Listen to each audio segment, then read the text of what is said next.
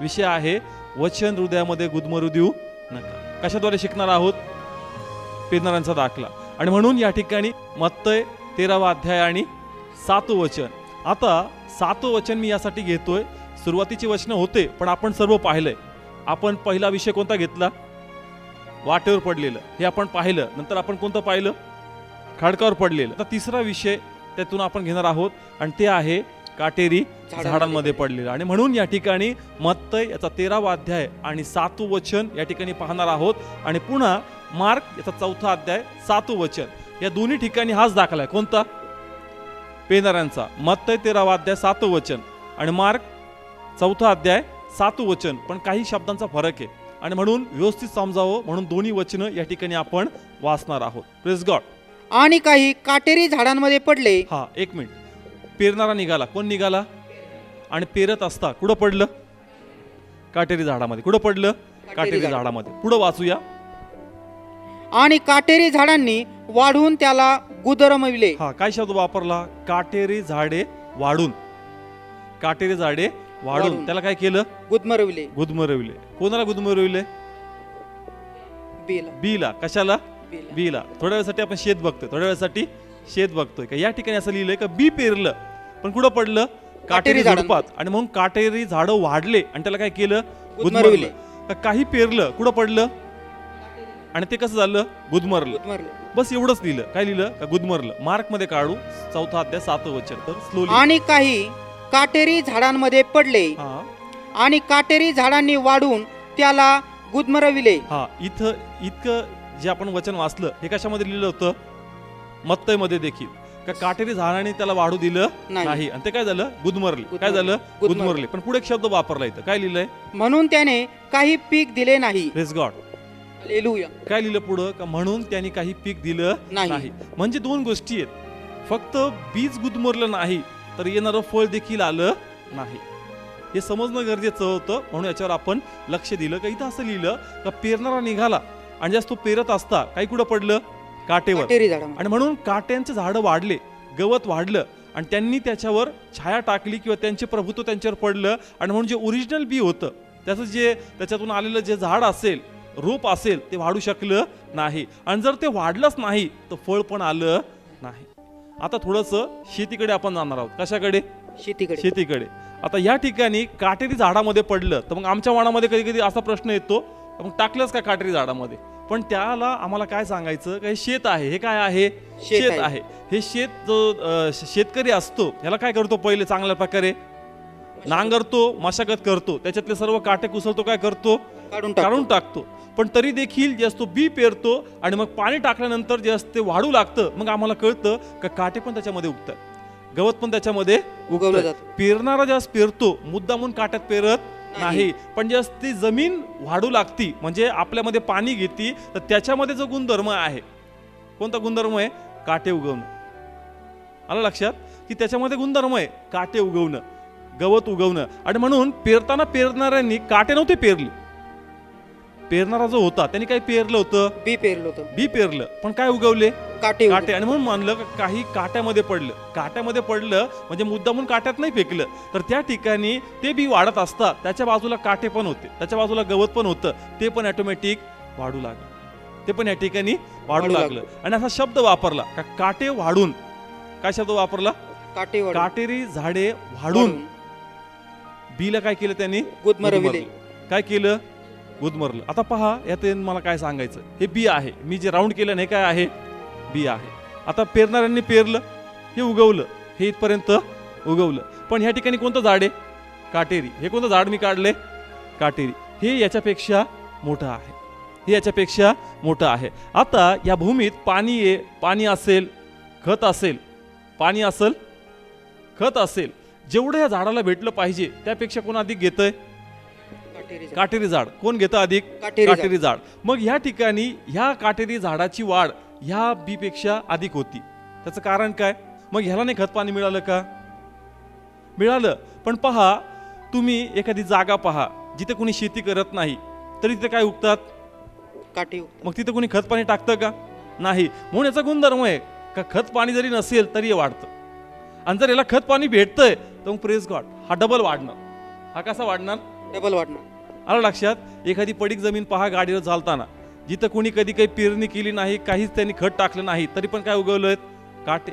मग कोणतं खत आहे का तिथं? नाही, तरी पण ते उगतंय. आणि मग या ठिकाणी ह्या बी साठी काय टाकलं होतं? खत. आणि म्हणून ह्या झाडांनी काय केलं, ह्या काटे झाडांनी हे खत सगळं काय केलं? खाऊन टाकलं. आणि म्हणून हे काय झालं? अधिक वाढलं. मग जे असे वाढतं, ह्याचे पत्ते कशावर येतात? ह्याच्यावर येतात. कशावर येतात? हे जे उगवलेलं झाड आहे हे छोटं आहे. कसं आहे? छोटं आहे. आणि मग हे ह्याच्यावर याचे पत्ते आल्यामुळं, याच्यावर याची कुंपण पडल्यामुळं याची वाढ तिथंच खुंटत, ते वाढत नाही. पहा, दुहेरी हे होतं इथं. पहिले तो याचं काय चोरतो? खत. बरोबर? इथं काय चोरतो? खत. आणि दुसरं इथं काय याची वाढवतो? कारण ह्यानी खत नव्हतं खाल्लं का? या बीनी खाल्लं होतं. मग हे वाढलं पाहिजे होतं. थोडं तरी काय झालं पाहिजे होतं? वाढलं पाहिजे होतं. पण ज्या प्रमाणात ते वाढलं पाहिजे ते वाढत नाही का? कारण हे झाड वाढून त्याच्यावर आपले पत्ते टाकून देतं, आपलं वजन टाकून देतं. आणि म्हणून ह्या बीची वाढ होत नाही, हे खुंटून जातं. हे काय होऊन जातं? खुंटून होऊन जातं. इथपर्यंत कळलं? पहिले त्यांनी काय खाल्लं? याचं खत. म्हणजे या ठिकाणी पहिला हल्ला केला का याचं काय खाल्लं? खत. आणि दुसरं याची काय स्टॉप केली? वाढ. आलं लक्षात? आता मी एवढं डीप मध्ये का सांगतो तुम्हाला माहित असेल, तरी पण पुढच्या ज्या वचनं चालू होतील तुम्हाला हे गणित खूप लवकर कळेल. दुहेरी हल्ला होतो.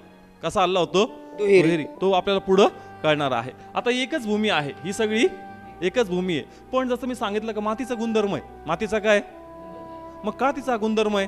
त्याचं उत्तर आपल्याला भेटल उत्पत्ती 3 अध्याय 17 आणि 18 वचन. आणि आदामाला तो म्हणाला, तू आपल्या बायकोचा शब्द ऐकला आहे आणि याचे फळ तू खाऊ नको अशी आज्ञा देऊन ज्या झाडाविषयी मी तुला सांगितले होते त्याचे फळ तू खाल्ले आहेस, म्हणून तुझ्यामुळे भूमी शापित आहे. तू आपल्या आयुष्याचे सर्व दिवस कष्टाने तिचे फळ खाशील. ती तुझ्यासाठी काटे व काटेरी झाडेही उपजवील आणि तू शेतातली वनस्पती खाशील. कोणामुळे भूमी शापित झाली? आदमामुळे. आणि म्हणून असं सांगितलं भूमीला, तू काय उगवशील? काटे. असं लिहिलं का आदमा ही भूमी आता शापित आहे आणि तुझ्यासाठी काय उगवणार नेहमी? काटे. आलं लक्षात? म्हणून हा गुणधर्म शापामुळे. कशामुळं? शापामुळं. का ही भूमी काय उगवती नेहमी? काटे. तिला काटे लागवड करावी लागत नाही, ऑटोमॅटिक ते काटे उगतात, कारण तिच्यावर आलेले ते आदमाचे शाप आहे. झालं क्लिअर? हे स्पष्टीकरण व्हावं म्हणून या ठिकाणी मी घेतलं. नाही तर आम्हाला वाटलं नाही जमिनीचा तो गुणधर्म आहे. गुणधर्म नव्हता, त्याच्यावर तो काय आला? शाप. काय आला? शाप. आणि म्हणून ती काटे कुसळ उगवती. आता आपल्या वचनाकडे वळूया. का हे सर्व स्पष्टीकरण येशू ख्रिस्त या ठिकाणी दाखल्याद्वारे बोलत होता. कशाद्वारे? दाखल्याद्वारे. का तिथं जे समुदाय होता, सदुकी फरीशी होते, त्या सर्वांसंग येशू ख्रिस्त दाखल्याद्वारे बोलत होता. आणि मग स्वतः येशू ख्रिस्तानी तो नेमकं काय सांगतो याचं स्पष्टीकरण दिलं. वाचू या ठिकाणी आपण मत्तय 13 अध्याय आणि 22 वचन. काटेरी झाडांमध्ये पेरलेला तो हाच आहे की तो वचन ऐकतो, परंतु जगाची चिंता व द्रव्याची भूल ही वचनाला गुदमरवितात आणि तो निष्फळ होतो. हा, ऐकलं सर्वांनी? हा, पहा, येशूने उत्तर दिलं. काय दिलं? काटेरी झाडामध्ये पेरणारा तो हाच आहे का तो काय ऐकतो? वचन ऐकतो. म्हणजे बी काय आहे? प्रभूचं वचन. बी काय आहे? प्रभूचं वचन आहे. काय आहे? वचन. आणि ही भूमी काय? आमचं अंतःकरण. आलं लक्षात? पुन्हा ते स्पष्टीकरण आहे, पण थोड्या वेगळ्या पद्धतीने प्रभू येशू या ठिकाणी सांगत आहे का तो म्हणतो का जे काटेरी झुडपामध्ये बी जे पेरलं ते काय आहे? वचन. काय आहे? वचन. आणि ज्या प्रकारे त्या बीला काटे अडवतात, काटे त्याला वाढू देत नाही, त्याच प्रकारे मनुष्यामध्ये ज्यास माझं वचन जातं ते वचन पण वाढू नये म्हणून त्याला कोण अडवतं? हा, मी पुन्हा सांगतो. भूमीमध्ये काय पेरत होते? बी. बी वाढू नये म्हणून कोण अडवत होतं? काटेरी झाडे. का? काट्याचा गुणधर्म आहे, त्याच्या पहिले वाढायचं, कारण भूमी कशी होती? शापित होती. कशी होती? शापित. इथपर्यंत आलं लक्षात? मग ही बी म्हणजे काय आहे? परमेश्वराचं वचन. भूमी म्हणजे काय? आमचं अंतःकरण. मग ज्या प्रकारे भूमीत पडलेली बी वाढू नये म्हणून काटे त्याचं सगळं खाऊन घ्यायचे, त्याला वाढू देत नाही, त्याच प्रकारे प्रभू मानला का माझं वचनही तुमच्या हृदयात जातं आणि ते वचन तुमच्यामध्ये पकड घेऊ नये, ते वचन तुमच्यामध्ये कार्य करू नये म्हणून त्याच प्रकारचे काटे तुम्हाला अडवतात. आणि ते काटे काय आहेत? पुन्हा वाचा. आणि काटेरी झाडामध्ये पेरलेला तो हाच आहे की तो वचन ऐकतो, परंतु जगाची चिंता व द्रव्याची भूल ही वचनाला गुदमरवितात. हा, एक मिनिट, स्लोली. 3 गोष्टी बोलले. काय काय? 2 गोष्टी. जगाची चिंता व द्रव्याची भूल. बायबल सांगतं का वचन वाढू नये म्हणून त्याला कोण अडवतं? जगाची चिंता. म्हणजे ही जगाची चिंता कशाला दर्शवती? काट्यांना. कशांना? काट्यांना. पुढे काय शब्द वापरला अजून एक? द्रव्याची भूल. द्रव्याची. तिथं बी वाढू नये म्हणून काटे आहेत. त्याच प्रकारे देव म्हणतो का चिंता ही एक प्रकारचा काय? काटा आहे. चिंता एक प्रकारचा काय? काटा. द्रव्याची भूल काय एक प्रकारची? काटा आहे. पण मत्तईमध्ये दोनच गोष्टी सांगितल्या. कोणत्या? चिंता आणि द्रव्याची भूल. पण मार्क जर वाचलं तर मार्कमध्ये 3 गोष्टी सांगितल्या. मार्कमध्ये 3 गोष्टी सांगितल्या. म्हणून या 3 गोष्टी आपण पाहणार आहोत. काढू या ठिकाणी मार्क 4 अध्याय आणि त्याचं 18 आणि 19 वचन. आणि दुसरे म्हणजे जे काटेरी झाडामध्ये पेरले जातात ते हे आहेत की त्यांनी वचन ऐकलेले आहे आणि जगाच्या चिंता हा. व द्रव्याची भूल. 1 मिनिट. जगाची चिंता मार्क मत्तईमध्ये लिहिलंय, येस, बरोबर. हो. दुसरं लिहिलं द्रव्याची भूल. भूल. हे पण कशामध्ये लिहिलंय? मत्तईमध्ये. हा. तिसरं वाचा. व इतर वस्तूंचा लोभ. हा. व इतर वस्तूंचा लोभ. लोभ. पुढे काय लिहिलंय? ही आत शिरून वचन गुदमरवितात हा. म्हणून ते निष्फळ होते. Praise the lord. हालेलुया. मी मुद्दामून हे दोन्ही अध्याय घेतो. कोणते? मत्तईचा पण आणि मार्कचा पण. कारण मत्तईमध्ये फक्त 2 गोष्टी सांगितल्या. कोणत्या? चिंता आणि द्रव्याची भूल. भूल. पण मार्कमध्ये सांगितलं चिंता, द्रव्याची भूल भूल आणि जगिक गोष्टींची लोभ. लोभ. जगिक गोष्टींचा लोभ. लोभ. हे सर्व आत शिरतात आणि काय गुदमरतात? वचन. वचन. म्हणजे प्रभू या ठिकाणी एकच सांगतो का या सर्व गोष्टींद्वारे, चिंताद्वारे, द्रव्याची भूलद्वारे आणि जगिक वस्तूंच्या लोभद्वारे काय गुदमरतं? वचन. काय गुदमरतं? वचन. वचन. आणि म्हणून या 3 गोष्टीवर आपण शिकणार आहोत. कारण प्रभूची इच्छा आहे की 3 गोष्टीपासून तुम्ही वाचलं पाहिजे. या 3 गोष्टीपासून तुम्ही वाचलं पाहिजे. कारण आम्हाला कळलं का वचन कशामुळे गुदमरतं. वचन बायबल सांगतं मार्ग, सत्य व जीवन मीच आहे. आणि परमेश्वर काय? वचन आहे. हे वचन आम्हाला आध्यात्मिकरित्या वाढवतं. हे वचन आम्हाला आशीर्वाद करतं. हे वचन आम्हाला तारणाचा मार्ग प्रगट करतं. आणि म्हणून वचन आम्हामध्ये वाढणं खूप गरजेचं आहे. पण जर वचन गुदमरून जाईल तर तुमची आध्यात्मिक वाढ होईल का? तुमची तारणाची मार्ग सोपी होईल का? नाही. कारण जर वचनच गुदमरलं तर वचनाला फळ कसं येणार? 2 गोष्टी आहेत. वचन गुदमरलं तर फळ येणार नाही. म्हणून वचन गुदमरू नये म्हणून याच्याकडे दक्षता घेतली पाहिजे. Praise the Lord. 3 गोष्टी. कशामुळं? चिंता, द्रव्याची भूल आणि इतर वस्तूंचा लोभ. इतर वस्तूंचा लोभ. या 3 गोष्टी काय गुदमरतात? वचन. वचन. आणि वचन गुदमरलं म्हणजे तुमची आध्यात्मिक वाढ होणार नाही. वचन गुदमरलं म्हणजे तुम्ही कधीच आशीर्वादित होणार नाही. तुम्ही कधीच प्रभूच्या अधिक जवळ जाऊ देणार नाही. म्हणून वचन गुदमरू द्यायचं नाही. इथपर्यंत कळलं? आता या 3 गोष्टी आपण शिकणार आहोत आणि त्याच्यासाठी डीपली आपण जाणार आहोत. Praise God. आपलं मन तयार करा. आमचं आजचं जे फोकस आहे ते हेच आहे. प्रभू म्हणतो का वचन गुदमरलं नाही पाहिजे. आणि म्हणून त्या संदर्भात आता आम्ही शिकणार आहोत की कशा प्रकारे काय गुदमरतं? वचन. प्रभूने काही 2-4 उदाहरणं मला दाखवले. ते उदाहरणं मी तुमच्या समोर ठेवतो आणि त्याद्वारे तुम्हाला शिकून घ्या का माझ्यात असं काय आहे की ज्याच्यावर मी काय गुदमरतो? वचन. आणि प्रथम या ठिकाणी आपण पाहणार आहोत चिंता. काय पाहणार आहोत? चिंता. का वचन गुदमरतं. काय गुदमरतं? वचन. वचन. कशामुळं? चिंतामुळं. कशामुळं? चिंता. आता कशा प्रकारे चिंता वचन गुदमरती याचे काही उदाहरण या ठिकाणी घेऊ. तर या ठिकाणी ज्या प्रकारे येशू ख्रिस्त या दाखल्याद्वारे तिथल्या लोकांसंगती बोलत होता, मग तो या ठिकाणी असं का म्हणतो आणि का तो उद्देशून हे बोलत आहे त्याचं एक उदाहरण आहे निकेदम. कोण आहे? निकेदम. जर या ठिकाणी जसं बायबल सांगतं की वचन तुमच्यात आहे पण तुम्ही वचन काय करता? गुदमरता. कशामुळं? चिंता. कशामुळं? चिंता. आणि म्हणून उदाहरण प्रभूने मला दाखवलं निकेदमाचं. कोणाचं? निकेदमाचं. योहान शुभवर्तमान 3 अध्याय. योहान शुभवर्तमान 3 अध्याय त्याचं 1 आणि 2 आणि एक वचन हळूहळू वाचू, स्पष्टपणे ऐका. त्याच्यातच त्याचं रहस्य लपलेलं आहे. म्हणजे हा विषय क्लिअर होईल. कोणता? चिंता. का चिंता कशा प्रकारे वचन काय करते? गुदमरून टाकते. ओके, वाचू या ठिकाणी. आणि परुषातला कोणी एक माणूस निकेदम नावाचा यहुद्यांचा अधिकारी होता. तो रात्री त्याच्याकडे येऊन त्याला म्हणाला, रब्बी, तू देवापासून आलेला शिक्षक आहेस. हा, त्यांनी एक शब्द वापरला, रब्बी. रब्बी म्हणजेच कोण? गुरु. म्हणजे तो या ठिकाणी मान्य करतो का तो गुरु आहे. रब्बी म्हणजे हा खूप मोठा शब्द होता. अशाच कोणत्या रस्त्यावर चालणाऱ्या व्यक्तीला ते रब्बी म्हणत नव्हते. आणि तो पण कोण बोलतोय? निकेदम. फक्त निकेदम पण नाही, परुषी लोकांचा तो कोण होता? अधिकारी. ओके, पुन्हा वाचा म्हणजे लक्षपूर्वक ऐका. आणि परुषातला कोणी एक माणूस निकदेम नावाचा यहुद्यांचा अधिकारी होता. कोण होता तो? यहुद्यांचा अधिकारी. साधारण व्यक्ती नाहीये. कोण आहे? अधिकारी. आणि येशूला तो काय म्हणतो? रब्बी रब्बी म्हणजे गुरुजी, म्हणजे गुरुजी म्हणजे त्या काळात गुरु म्हणजे खूप मोठी गोष्ट होती. आणि त्यावेळेस तो त्याला रब्बी म्हणतो. कोण? अधिकारी. हा, पुढे काय शब्द वापरले त्यांनी? तू देवापासून आलेला शिक्षक आहेस हे आम्हास ठाऊक आहे. हा, तू देवापासून आलेला शिक्षक आहे हे मला नाही, आम्हास ठाऊक आहे. पण इंग्लिश मध्ये पण वी शब्द वापरला, म्हणजे तो एकटा नाही, म्हणजे बहुत आहेत लोक. त्याच्या ज्यांचा जो लीडर होता हा निकेदम, याच्या अंडरमध्ये काही लोक असतील, त्याच्यापैकी पुष्कळशे लोक हे मानतात, हे मान्य करतात की येशू हा साधारण व्यक्ती नाहीये, तर देवाचा अभिषेक, देवाचा आत्मा याच्यावर आहे. पुढे वाचू या ठिकाणी आपण.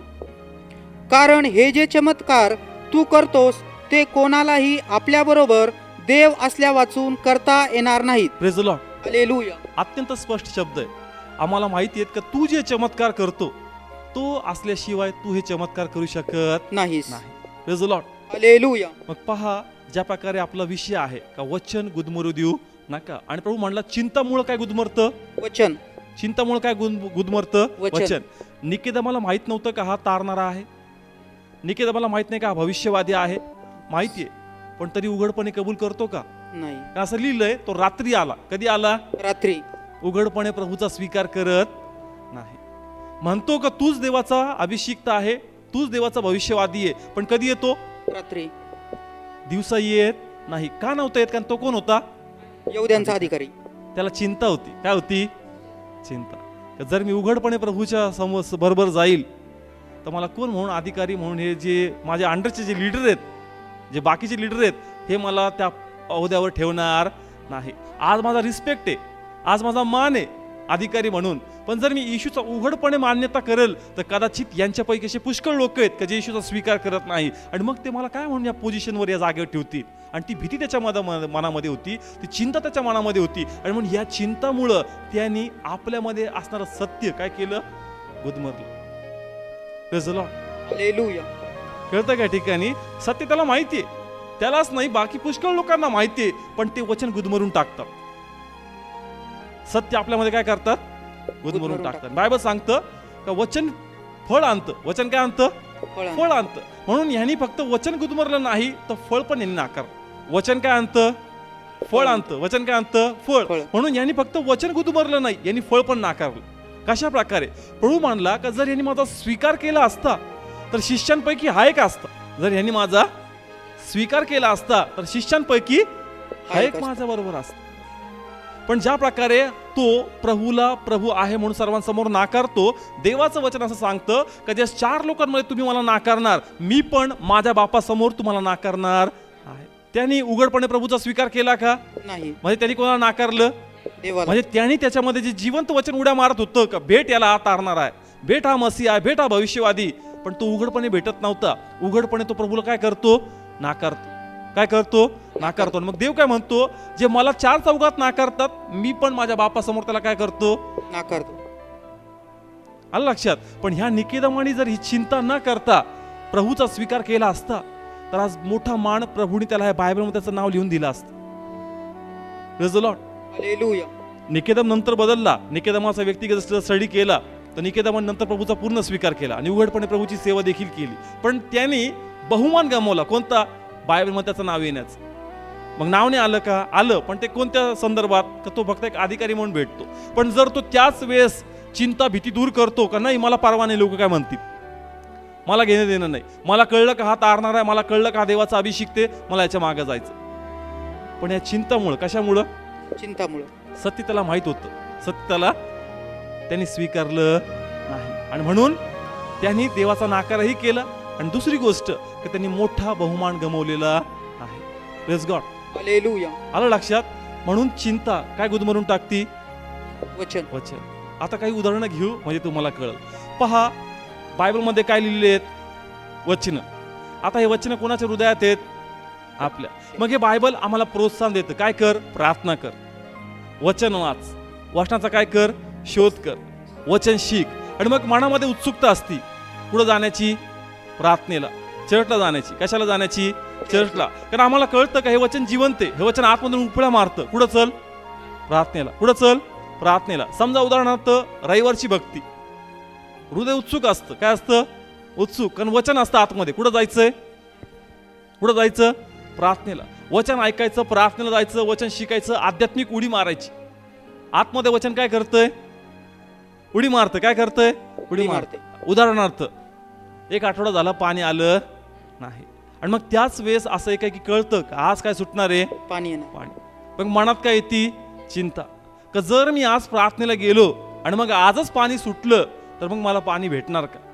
आणि जर आज नाही भरलं तर आठवडाभर मला पाणी राहणार. मग ह्या पाण्याच्या चिंतामुळं तुम्ही आतमधलं वचन काय केलं?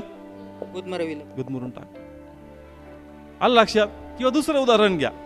दुसरं उदाहरण, ढग आलेत. काय आलेत? आणि टाइम झाला कुठं जाण्याचा? चर्चला. मनामध्ये काय येते? चिंता. का भिजत कसं जायचं? आणि जर खरंच पाऊस पडला तर कोणत्या हालमध्ये यायचं? आलं लक्षात? काय ती मनामध्ये?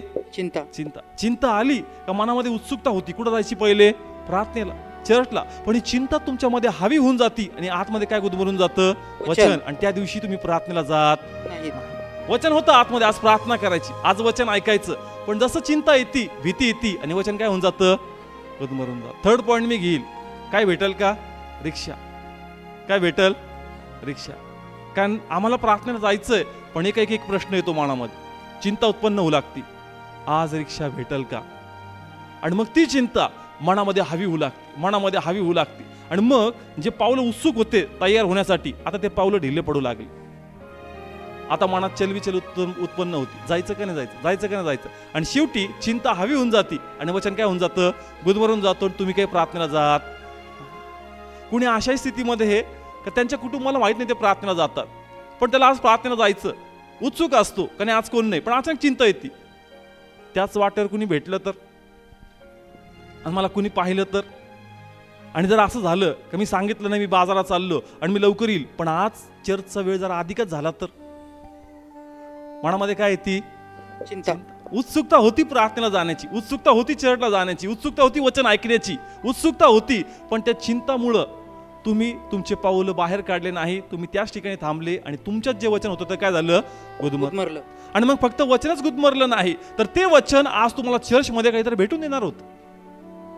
आज त्या ठिकाणी परमेश्वर तुम्हाशी काहीतरी बोलणार होता, काहीतरी मार्ग प्रकट करणार होता, तुमच्यावर देवाचा अजून अभिषेक वाहणार होता. पण ते गुदमरलेल्या वचनामुळं जे फळ तुमच्यात आज त्या ठिकाणी भक्तीला जाऊन येणार होतं, ते पण फळ आता येणार नाही. कारण काय हवी होती तुमच्यावर?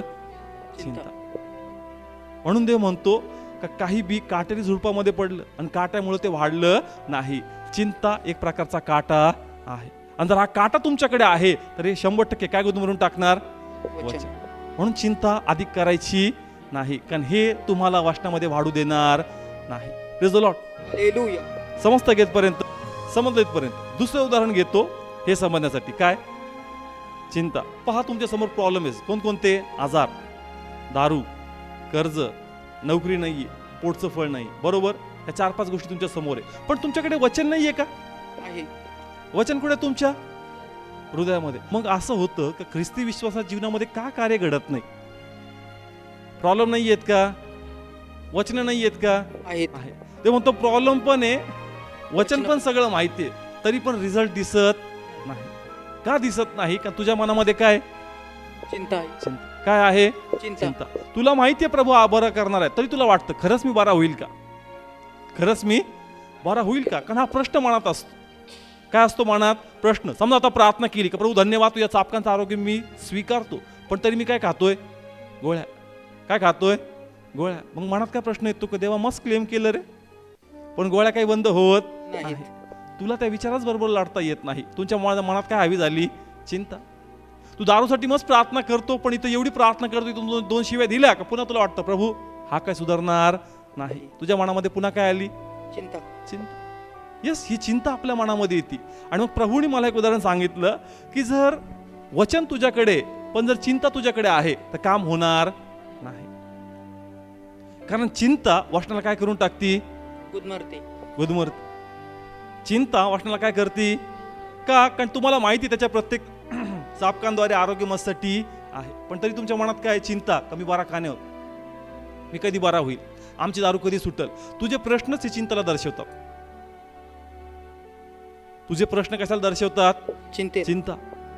आपण म्हणतो नाही माझा विश्वास आहे, विश्वास आहे तर मनात तुझ्या हे प्रश्न काय आहेत, कधी होणार, म्हणजे तुझ्या मनात काय आहे, चिंता आहे. आणि म्हणून तुझ्या जीवनात कार्य घडत नाही, कारण ह्या चिंतामुळं तुझ्यामध्ये असणारं सामर्थ्य वचन गुदमरलंय. देवाचं वचन असं सांगितलं बायबलमध्ये, देवाचं वचन कार्य केल्याशिवाय परत येत नाही.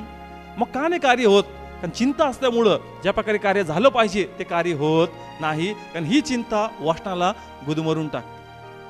ते 2 धनाची चाकरी करतात आणि त्यांचं मन चंचल मन आहे. कसं आहे? चंचल मन आहे, एक जागेवर स्थिर नाही, असं लिहिलंय बायबलमध्ये. जर ह्या ठिकाणी आपण याकोब याचा पहिला अध्याय काढला आणि 8 वचन, याकोब एकदम शेवटी या, तो दुहेरी मनाचा माणूस आपल्या सर्व मार्गात चंचल आहे. ओके, काय लिहिलंय? तो दुहेरी मनाचा माणूस. हा, काय शब्द वापरला?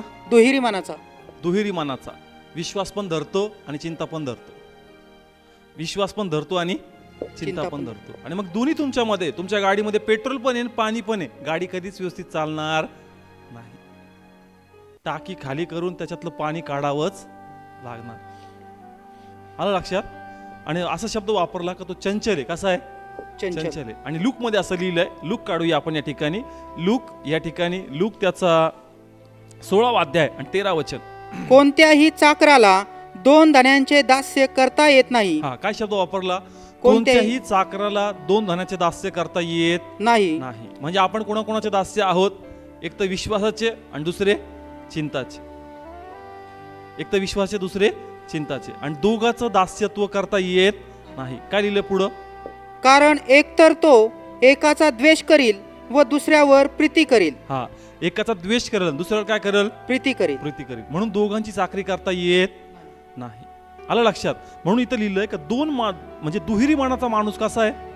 चंचल आहे. कसा आहे? चंचल. आणि 2 धनाची चाकरी आम्हाला जमणार नाही. म्हणून मी म्हटलं का, प्रभू म्हटला का नोव्हेंबर डिसेंबर आणि एप्रिल मे जून, एप्रिल मे याच वचन असतं, तुम्ही एकाची चाकरी करता, प्रभू प्रभू प्रभू प्रभू प्रभू प्रभू. पण जसं वचन कमी झालं तर तुमच्या मनामध्ये पुन्हा काय होऊन जाती? चिंता. एवढं केलं पण देव काय कार्य करत नाही. म्हणून तुम्ही कोणाची चाकरी करता? 2 धनाची. रविवारी गेलं तर फक्त प्रभू, रविवार संपला कुठे? आलं लक्षात? किती धनाची चाकरी? 2 धनाची. आणि 2 धनाची चाकरी प्रभूला चालत नाही. पहा, गणिताचा नियम आहे. काय नियम आहे? गणिताचा नियम आहे. काय नियम आहे? Plus minus minus. नाही, प्रभूचं पण थोडेफार माणूस आहे, विचार नाही येणार का? मग तुझ्यामध्ये प्लस मायनस आहे, मायनसच होणार. आलं लक्षात? नाही, मी गाडी 4 लिटर पेट्रोल भरले पण थोडंसं पाणी घेतं, काय परत झटके मारणार, गाडी झटके मारणार. आलं लक्षात? म्हणून या ठिकाणी चिंता वचनाला काय करून टाकती? गुदमरून टाकते. तुम्हाला माहितीये प्रभूचं आरोग्य तुम्हासाठी, तुम्हाला माहितीये का धनावान आशीर्वाद तुमच्यासाठी, तुम्हाला माहितीये का सोडूनचा परमेश्वर तो आहे. तुम्हाला जर सर्व माहित आहे तर प्लीज थोड्याच्या मनाला सहनशील करा. काय करा? सहनशील करा. कारण तुम्ही जे मागताय लगेच ते तुम्हाला दिसत नाही, आणि म्हणून सैतान तुमच्या मनात हा प्रश्न टाकतो की तू एवढं करतोय तरी ते तुला दिसत नाही. आणि म्हणून या ठिकाणी चिंता तुमच्या शिरू नये, चिंता तुमच्यात वर्चस्व करू नये, जेणेकरून विश्वास गायब व्हावं, 2 धनाची चाकरी तुमच्याकडून व्हावी. म्हणून तुम्हाला आत्म्यात हुशार राहायचं का तुमच्यात जे वचन आहे मला ते गुदमरू द्यायचं नाही. कारण एकदा का वचन गुदमरलं ब्लेसिंग्स पण येणार नाही. Praise Lord. हालेलुया. आलं लक्षात? म्हणून ख्रिस्त म्हणतो ह्या उदाहरणाद्वारे का पेरणारा निघाला आणि काही कुठं पडलं? काटेरी झाड. आणि काट्याने त्याला वाढू दिलं नाही, त्याला गुदमरून टाकलं. आणि म्हणून प्रभूने पहिले सांगितलं काय? जगाची चिंता. हे 2 उदाहरणं घेतले तुम्हाला समजण्यासाठी कशी चिंता तुमच्या मनात शिरती. मग तुम्ही तपासा कोणत्या प्रकारची चिंता तुम्हाला खात चालली. ती चिंता तुम्हाला हवी होऊ देऊ नका. Praise the lord. हालेलुया. आलं लक्षात? प्रभू दुसरी गोष्ट बोलला, द्रव्याची भूल. काय म्हटला? जगाची चिंता आणि द्रव्याची भूल. इथं लिहिलं आपण द्रव्याची भूल. का द्रव्याची भूल देखील काय गुदमरून टाकती? वचन. द्रव्याची भूल देखील काय गुदमरून टाकती? वचन. मी द्रव्याची भूल पहिले मला काही प्रॉपरली समजलं नाही का द्रव्याची भूल म्हणजे नेमकं काय.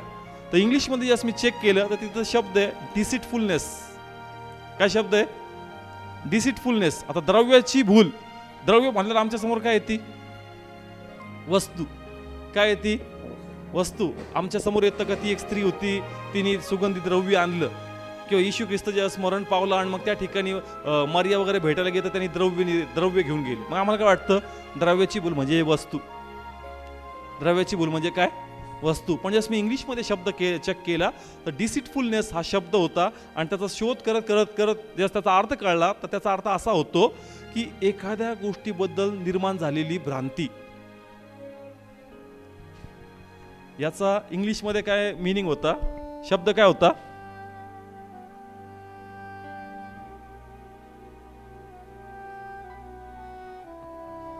डिसिटफुलनेस. मी चेक केलं ग्रीकमध्ये, ह्याच्यामध्ये, सर्वांमध्ये मी ते सर्व जस्ट चेक केलं. त्याचा ओरिजिनल मिनिंग मला असा कळला की ह्याचा अर्थ अजून एक शब्दामध्ये बदलतो आणि त्याचा अर्थ असा होतो एखाद्या गोष्टीबद्दल निर्माण झालेली भ्रांती किंवा एखाद्या गोष्टीबद्दल निर्माण झालेली गैरसमज. आलं लक्षात? द्रव्याची भूल. थोडंसं पहिले शब्दाचा मिनिंग समजून घ्या म्हणजे तुम्हाला कळलं का कशा प्रकारे हे वचन काय करतं, गुदमरून टाकतं. कारण जर फक्त द्रव्य घेतलं ते वचन पूर्ण होणार नाही. म्हणून त्याचा अर्थ मोठा आहे. त्याचा अर्थ मोठा आहे. द्रव्य एखादी वस्तू येते पण फक्त एखादी वस्तू नाही. कारण पुढे लिहिलंय इतर वस्तूंचा लोभ. मग मला हा प्रश्न पडला का प्रभू जर तू इथं म्हणतो इतर वस्तूंचा लोभ मग द्रव्य वस्तूमध्ये नाही येत का? आलं लक्षात? मी जे असं वाचत होतो माझ्या मनात काय प्रश्न आला का प्रभू याचं एक्सप्लेनेशन वेगळं कसं होईल, या दोघांचं एकच होईल.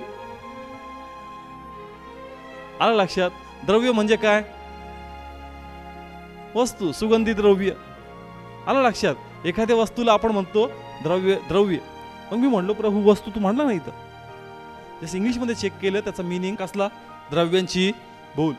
इंग्लिशमध्ये, ग्रीकमध्ये असं मी चेक केलं त्याचा मला असं भेटलं डिसिटफुलनेस. आणि मग पुढं पुढं अभ्यास केल्यानंतर मला असं कळलं की त्याचा अर्थ होतो काय, गैरसमज किंवा चुकीची समज किंवा एखाद्या गोष्टीबद्दल निर्माण झालेली मनात भ्रांती.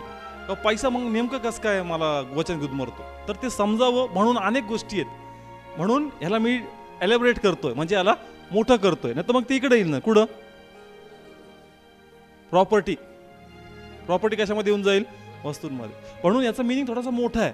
तुम्ही जे म्हणताय ते बरोबर आहे पण हे अजून मोठं होईल, अजून आमची समज क्लिअर होईल म्हणजे आम्ही अजून चांगल्या प्रकारे समजू शकतो का वचन कशा कशा प्रकारे काय होतं, गुदमरतं. कशामुळं किंवा भ्रांती. शब्द एकच आहेत पण तुम्हाला समजावं म्हणून एवढं मी लिहितो. Praise God. हालेलुया. कळलं इथं? आता प्रभूंनी जे उदाहरण मला दाखवलं बायबल मधलं धनवान व्यक्ती. कोण? धनवान व्यक्ती. तो प्रभू येशूकडे आला आणि तो म्हणला का सर्वकालिक जीवन मिळावं म्हणून मी काय करू. तर प्रभूंनी त्याला म्हणला, काय म्हणला वाचू या ठिकाणी आपण मत्तय 19 अध्याय 16, 18 आणि 19. पहिले 16 वचन घेऊ फक्त. नंतर पहा, कुणी एक त्याच्याकडे येऊन म्हणाला, हे गुरु, मला सर्वकालचे जीवन मिळावे म्हणून मी कोणते चांगले कर्म करावे. तेव्हा त्याने त्याला म्हटले, जे चांगले त्याविषयी मला का विचारतोस. ओके, 18 वचन. तो त्याला म्हणाला, कोणत्या. तेव्हा येशूने म्हटले, खून करू नको, चोरी करू नको, खोटी साक्ष देऊ नको. ओके, त्यानंतर 19 वचन. आपल्या बापाचा व आपल्या आईचा सन्मान कर आणि जशी तू आपणावर प्रीती करतोस तशी तू आपल्या शेजाऱ्यावर प्रीती कर. तो तरुण. एक मिनिट, इथपर्यंत ऐकलं? धनवान व्यक्ती, प्रभूंनी सगळं सांगितलं. तो म्हणला मी सगळ्या गोष्टी करतो. थोडक्यात कळलं? तो म्हणला मी सर्व गोष्टी करतो. अजून काय बाकी राहिलं? मग प्रभू त्याला काय म्हणला? 21 आणि 22 वचन. येशूने त्याला म्हटले, जर तुला पूर्ण होण्याची इच्छा असली तर जा, आपल्याजवळ जे आहे ते विकून गोरगरिबांना दे, म्हणजे तुला आकाशात संपत्ती मिळेल, आणि चल माझ्या मागे ये. ओके, हां, पुढं काय लिहिलंय? परंतु त्या माणसाने जेव्हा ही गोष्ट ऐकली तेव्हा तो खिन्न होऊन निघून गेला, कारण त्याची मालमत्ता फार होती. Praise the lord. हालेलुया. आता आम्हाला कळलं द्रव्याची भूल किंवा गैरसमज का कशा प्रकारे काय गुदमरती, वचन. एक धनवान व्यक्ती येशूकडे येतो. येशू म्हणतो हे करतो, म्हणतो मी सर्व केलं. मग येशू त्याला काय म्हणला, काय विकून टाक आपलं सर्व संपत्ती, जे काही संपत्ती तुझ्याकडे काय करून टाक, विकून टाक. पण असं लिहिलंय त्याच्याकडे प्रॉपर्टी, संपत्ती भरपूर होती म्हणून त्याला काही हे मान्य झालं नाही आणि म्हणून त्यांनी प्रॉपर्टी विकली नाही आणि तो प्रभूच्या मागे आला नाही. मग प्रभू म्हणतो का वचन गुदमरून टाकतं काय, द्रव्याची भूल. ज्या प्रकारे त्यांनी सांगितलं संपत्ती, त्याच्याकडे संपत्ती होती. त्यावेळेची संपत्ती प्रभू म्हणला का उंट होते. काय होते? उंट होते, मेंढरं होते, गाढवं होते. त्या काळची संपत्ती काय असायची लोकांची? उंट, मेंढरं, गाढवं ही सगळ्यातून मोठी संपत्ती असायची. शेताचे मळे असायचे पण ह्याबरोबर ही सर्व त्याची प्रॉपर्टी होती. आणि मग त्याच्या मनात ही समज होती. काय होती? समज त्याच्या हिशोबाने ती समज होती, पण देवाच्या हिशोबाने काय हा गैरसमज. त्याला असं वाटायचं का अरे एवढी प्रॉपर्टी विकल्यानंतर माझं भविष्य कसं होईल. आज मी चांगल्या प्रकारे वेल सेटल आहे, मी चांगल्या प्रकारे खातो पितो, माझं कुटुंब व्यवस्थित आहे, पण या प्रभूच्या जर मी ऐकलं आणि मी जर माझं सगळं विकून टाकलं, उद्याचा माझा दिवस कसा असेल. हा आज्ञा पाळणार नव्हता का देवाचं. पाळणार होता का नाही. त्याला माहित नाही का 23 स्तोत्र, परमेश्वर माझा मेंढ पाळीन, मला कधी काही ऊन पडणार नाही. त्याला वचन नव्हतं माहित का, काय खावं काय प्यावं याची काळजी तू करू नकोस. त्याला वचन माहित नाही का. त्याला सगळे वचन माहिती आहेत, पण त्याच्या मनात ही गैरसमज निर्माण झाला होता का प्रॉपर्टी आहे तरच माझा पुरवठा आहे, प्रॉपर्टी नाहीये तर माझा पुरवठा नाही. आणि म्हणून प्रॉपर्टीच्या चक्करमुळं त्यांनी आपल्या आतलं वचन काय करून टाकलं, गुदमरलं. आलं लक्षात. आता द्रव्याची बोल म्हणजे एखाद्या गोष्टीबद्दल काय निर्माण होतो, गैरसमज. म्हणजे पहा, मग आता तुम्ही म्हणताल का मग आम्हाला पैसे कुठून भेटतात, कामाद्वारेच. मग कामच तुमचा मालक नाहीये. तुमचा मालक कोण आहे, देव आहे. कारण त्याच्या कृपेने काम तुम्हाला मिळालं, त्याच्या कृपेने कंपनी व्यवस्थित चालली. 2 मिनिटात जागतिक मंदी आली ना का लगेच घरी पाठवतात. लगेच काय पाठवतात, घरी पाठवतात. का IT कंपनीवर तुम्ही पहा, 2 मिनिटात जा बाबा घरी. आलं लक्षात. म्हणून हा गैरसमज उत्पन्न होऊ देऊ नका का माझं काम आहे म्हणूनच मी 2 टायमाचं खाऊ शकतो. नाही, काम आहे म्हणून तुमचा पुरवठा नाहीये, देवाची कृपा म्हणून तुमचा पुरवठा आहे. का आपण काय करतो का मग जो निर्माण करताय त्याने आम्हासाठी सर्व काम वगैरे निर्माण केलं, पण आपण निर्माण करताना सोडतो आणि जे मध्यस्थ आहे ना त्याच्याच मागे पळतो. आलं लक्षात. आपण कंपनीच्याच मागे पळणार, आपण ऑफिस नाही ते तर मी, अरे नाही, त्याची कृपा म्हणून ते. म्हणून लिहिलंय द्रव्याची भूल म्हणजे तुझ्या मनात एक गैरसमज उत्पन्न आहे का ते आहे म्हणून मी नाही. उद्या जर काही आजारी आला तर तीच कंपनी तुला घरी पाठवल म्हणून यायचं नाही. उद्यापासून 1-2 महिने फुकट पेमेंट देतील, म्हणतील नाही बाबा तू फिट नाही घरी बस. म्हणून हा गैरसमज दूर करा तर ते म्हणून मी नाही, त्याची कृपा आहे म्हणून परमेश्वर आहे, म्हणून आमच्याकडे आशीर्वाद आहे. Praise the lord. हालेलुया. एक सिस्टरांचं उदाहरण सांगतो. त्यांना एक कोणता प्रकारचा हाडाचा आजार झाला होता आणि मग कंपनीने ऑफिसने खूप दिवस सुट्ट्या दिल्या, पण नंतर ते म्हणले का एवढ्या सुट्ट्या आम्ही तुम्हाला देऊ शकत नाही, तुम्ही लिहून द्या का मी VRS घेत आहे. काय घेते, तिची इच्छा नाहीये, तिला काम करायचं पण शरीरात ताकद. त्या समय कोणाचा धावा करते ती बहीण, प्रभू ते येत म्हणून मी नाहीये, प्रभू तू येत म्हणून मी आहे. आणि आज देवाच्या कृपेने तिथं म्हणली होती VRS द्या, ती बहीण त्या ठिकाणी चांगल्या प्रकारे काम करत आहे. Praise the lord. हालेलुया. कारण तिला कळलं की काम आहे म्हणून मी नाहीये, माझ्या प्रभूची कृपा आहे म्हणून शक्ती माझ्यामध्ये, माझी प्रभूची कृपा आहे म्हणून ती कंपनी त्या ठिकाणी. म्हणून एखाद्या गोष्टीबद्दल गैरसमज निर्माण होऊन त्याच्याच मागे पळू नका. कोणाच्या मागे पळा, देवाच्या. Praise the lord. हालेलुया. आलं लक्षात. कशा प्रकारे हा धनवान व्यक्ती आपल्यामध्ये काय गुदमरतो, वचन. वचन काय गुदमरतो, वचन. का त्याला माहिती आहे पुरवठा देवाकडून आहे. एवढे मेंढरं असतील, एवढी शेती असेल, मेंढरांवर आजार नाही आहेत का, शेतीवर रोगराई नाही आहेत का, येते. पण जर एवढं तर कोणाची कृपा आहे, देवाची. पण त्याला वाटलं का नाही देवाची कृपा नंतर ते येत म्हणून मी येत. म्हणून ते म्हणतो द्रव्याची भूल म्हणजे गैरसमज. म्हणून शब्द वापरला काय, भूल. हे भूल कळतं, नंतर कळतं. आता कळतंय का भूल म्हणजे काय. पहिले नव्हतं कळत द्रव्याची भूल, पण आता कळतं भूल म्हणजे गैरसमज. तू भुलवला जातो, तुला वाटतं तेच सर्व काही. आलं लक्षात. या ठिकाणी पहा, ज्यावेळेस परमेश्वराने मत्तईला पाचारण केलं, मत्तई खूप चांगल्या कामावर होता, चांगला पेमेंट होतं त्याला, जकात गोळा करायचा. पण देवाच्या मागाला काम सोडून टाकला, देवाने काही ऊन पडू दिलं नाही. पेत्र चांगला मासे पकडायचा, पण देवाच्या मागाला बिझनेस सोडून टाकला. तुम्ही बायबल वाचा, प्रेषितांच्या कृत्यामध्ये असं लिहिलंय की लोकांनी प्रॉपर्टी विकली आणि प्रेषितांच्या पायापाशी आणून ठेवली. प्रेषितांच्या कृत्यामध्ये काय लिहिलंय का ज्यावेळेस लोक देवाच्या सेवेसाठी जमले, त्यांनी काय विकली, आपली मालमत्ता, सर्व प्रॉपर्टी विकली आणि कोणाच्या पायापाशी येऊन ठेवतात, प्रेषितांच्या. प्रेषित. मग पेत्र कोण होता, मत्तई कोण होता, प्रेषित. आलं लक्षात. परमेश्वराची या धनवान व्यक्तीला गरीब करायची इच्छा नव्हती. कारण बायबल स्वतः सांगतं का तो गरीब झाला म्हणून आम्ही धनवान झाले, त्याला आम्हाला धनवानच करायचंय, पण त्याला आम्हाला पाहायचंय की तू माझ्यासाठी, माझं वचन वाढवण्यासाठी तुझं लक्ष कोणाकडे. आलं लक्षात.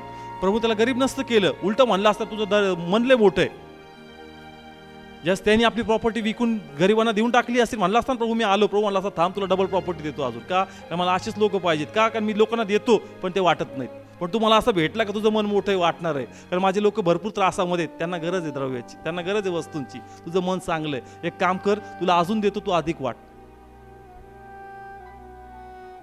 आलं लक्षात काय सांगण्याचा प्रयत्न करतो या ठिकाणी? एखादा प्रभूनी पाहिला का वाटतो हा चांगलं, याचा जीव पैशात अडकत, मग याला डबल दिलं पाहिजे, का पण अधिक माझ्या लोकांना वाटत, पण याचा जीव जसा पैशावर बसतो मग याला नको पुढचं द्यायला. जर तुम्ही वाटणार आहेत ना, प्रभू म्हणलं याचं मन मोठं आहे, जीव नाही अडकवता पैशामध्ये, याला मी अजून देईल कारण हा अजून लोकांना वाटेल. प्रभूला त्याचं घ्यायचं नव्हतं, त्याला डबल द्यायचं होतं. Praise the lord. हालेलुया. आलं लक्षात? म्हणून द्रव्याची भूल म्हणजे एखाद्या गोष्टीबद्दल गैरसमज मनामध्ये निर्माण होऊ देऊ नका. Praise the Lord.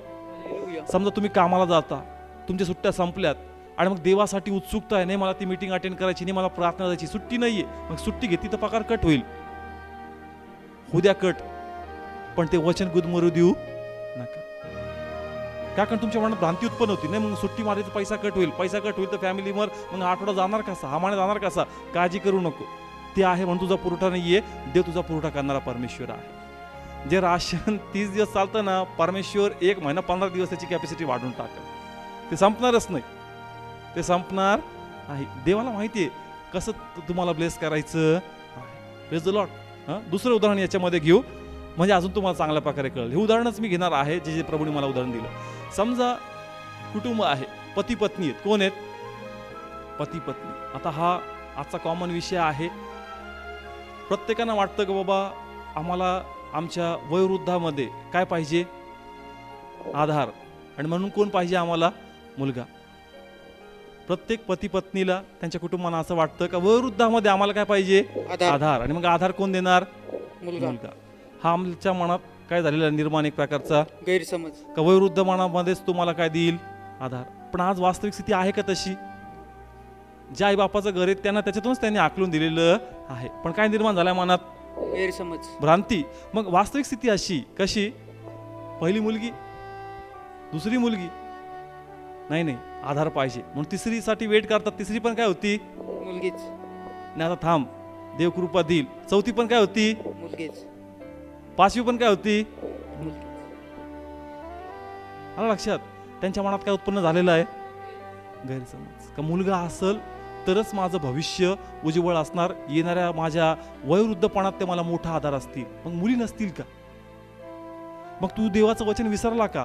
परमेश्वर माझा मेंढपाळ आहे. मग परमेश्वर तुझा मेंढपाळ हा फक्त तरुणपणात आहे का वयोवृद्धपणामध्ये पण आहे? आलं लक्षात?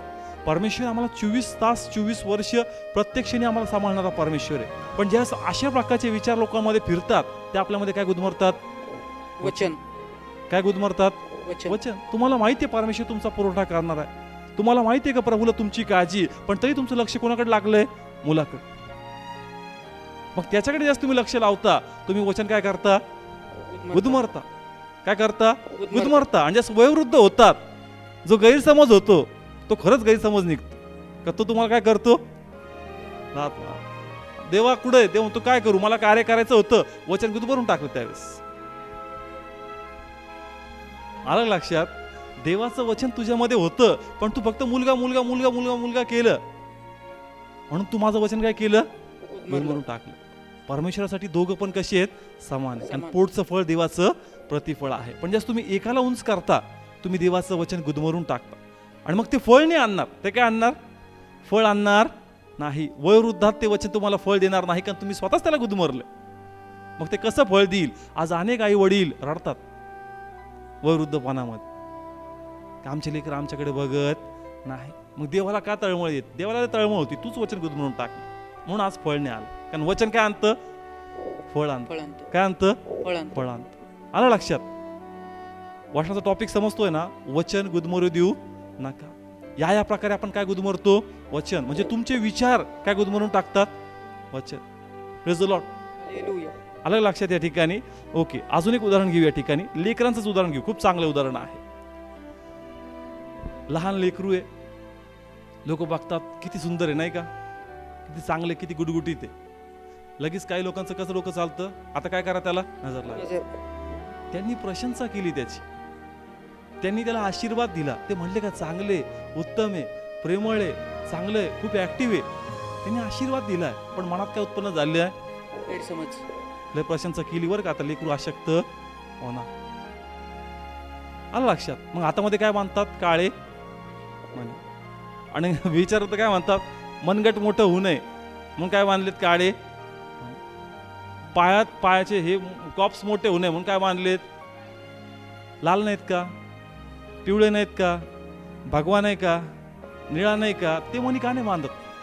तुम्हाला बांधायचेच आहेत ना मणी, तुम्ही कलरफुल बांधा ना, काळेच काय बांधता? पहा प्रभू काय म्हणला मला. प्रभू म्हणला की तू लेकराचा काय केला लहानपणा असताना? कुणी समर्पण केलं, कुणी बाप्तिस्मा केला. म्हणजे तू प्रभूचं काय स्वीकारलंय? कुंपण. पण ज्यास तू अशा प्रकारची त्याची नजर उतरत बसतो, अशा प्रकारचे खडे त्याच्यावर घालतो, तू माझं वचन गुदमरतो. तू माझं वचन गुदमरतो. लक्षात ठेव की तू वचन नाकारले. काय नाकारले? वचन. आता आलेला जो त्रास लेकराला असेल, त्याच्यावर जे काही होईल, आजार येईल, काय होईल, त्याला मी जबाबदार राहणार नाही, त्याला तू जबाबदार राहील. कारण ते पोटचं फळ माझं होतं, जे मी तुला दिलं होतं. आणि मी तुला सांगितलं होतं का बालकांना मजकडे येऊ द्या. मग प्रत्येकाने कुणी आपल्या समजप्रमाणे कुणी समर्पण केलं, कुणी बाप्तिस्मा केला, पण तू म्हणतो वचन गुदमरून टाकलं तू भीतीमुळे. तुझ्या मनात एक गैरसमज होता का लोकांनी प्रशंसा केली, लोकांनी आता खूप स्तुती केली, आता ते आशक्त होणार. आलं लक्षात? या ठिकाणी तुम्ही काय गुदमरलं? वचन. आणि मग तुम्ही ते वचनच गुदमरलं नाही, तर तुमच्या लेकराचे आशीर्वाद, जे कुंपण जे वचनाद्वारे होतं, तुम्ही ते नाकारलेत. तुम्ही म्हणता तब्येत वाढली, गुडगुडीत झाला, लगेच अशक्त झाला, माहित नाही काय झालं यार. तू वचनच नाकारलं तुझ्या मुलासाठी. आलं लक्षात? मी पुढे सांगल. आपण आला कुणी निर्माण केलं, केस कुठं लावायचे सगळं त्याला माहिती आहे. डोळ्यांना कसे हे ब्लॅक कलरचे हे लावायचे, तोंड कसं बंद ठेवायचं, श्वास घेण्यासाठी बोटाच्या पुढं नख कसं. प्रभूने परफेक्ट फिटिंग केलेली. प्रभूला वाटलंच असतं काही उणीव आहे, तर प्रभूने हातावर पण काळे कलरचे केस इथं लावून टाकले असते. बाबा इथली थोडासा मॅन्युफॅक्चरिंग डिफेक्ट बाकी आहे, मी इथं पण काळे काळे काळे काळे असे केस असे ब्रासलेटच्या हिशोबाने लावून टाकतो. ते म्हणला का त्या लेकराला त्यांच्या नाकर्तेपणाची चूक म्हणजे त्यांची मिस्टेकचे त्याला हे मोजावं लागतं, किंमत मोजावी लागते त्या लेकराला. लेकरू विश्वास ठेवू शकतं का? आई वडीलच आहेत ना, तेच मध्यस्थी करू शकतात.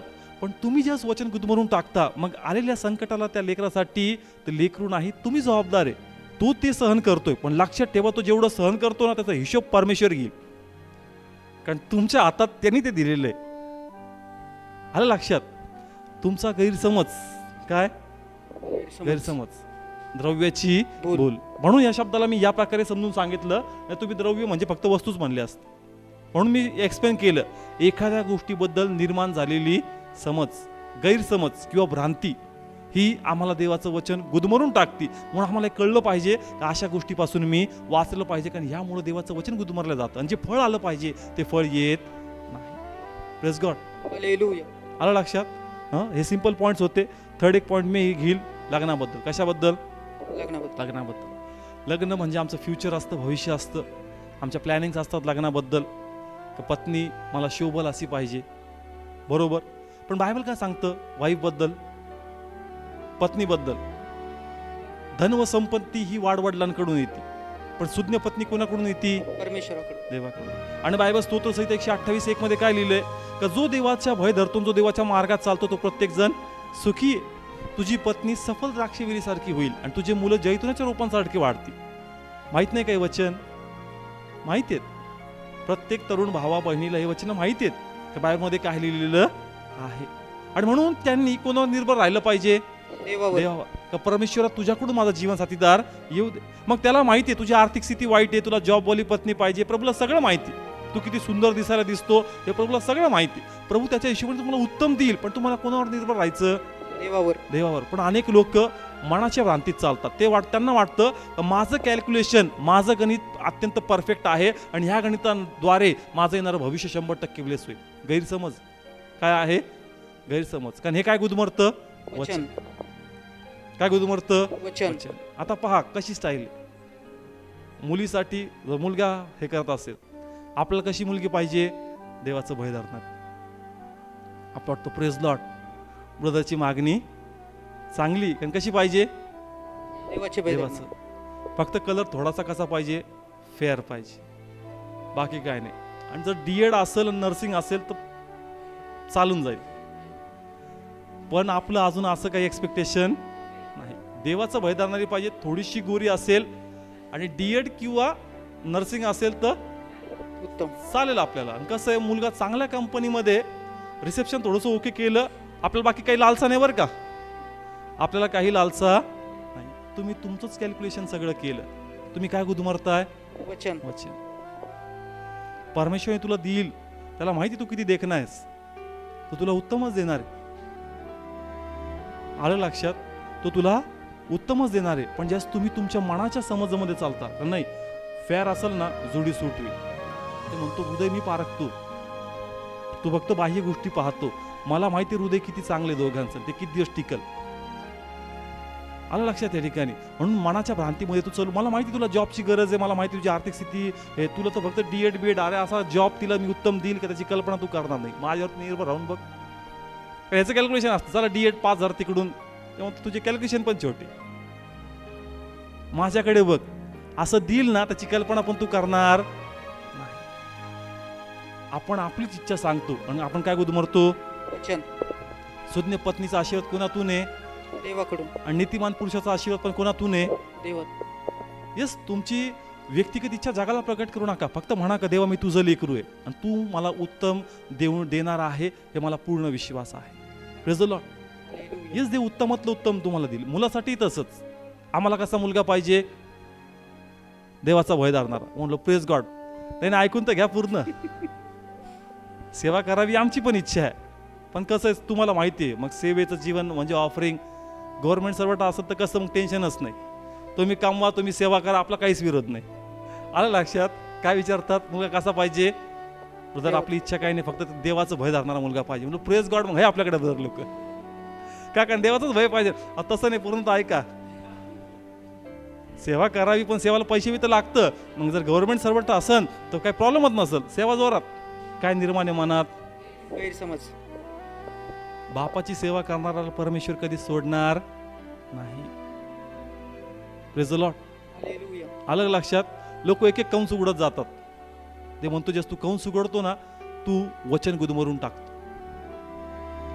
देव आपल्या वाईटावर नाहीये, देव आपल्या कशावर आहे? बराबर आहे. म्हणतो निर्भर तर राहून बघ, तुला लाजू देणार नाही, असे आशीर्वाद मी तुला देणार आहे. Praise the lord. हालेलुया. म्हणून द्रव्याची भूल म्हणजेच गैरसमज किंवा चुकीची समज किंवा भ्रांती आम्हाला वचन गुदमरण्यास भाग पाडते. म्हणून तुम्हाला या गोष्टीपासून वाचायचं.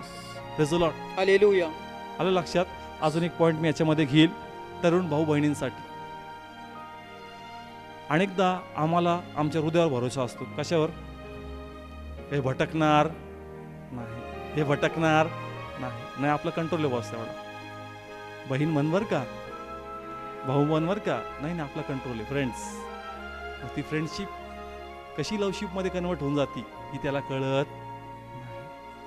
म्हणून पर मुलगा पाहताच काय मन? भाऊ. आणि पर स्त्री पाहताच काय मन? बहीण. तू जर ओव्हर कॉन्फिडन्स दाखवशील तर बायबल म्हणतं ज्या काशाचं तू रक्षण करतो सर्वातून अधिक रक्षण कसलं कर? आत्म्याचं, हृदयाचं कर. कसलं कर? हृदयाचं रक्षण कर. ओव्हर कॉन्फिडन्स मध्ये ही भ्रांती तुझ्या मनामध्ये काय आहे? गैरसमज. हा गैरसमज वचन गुदमरतोय.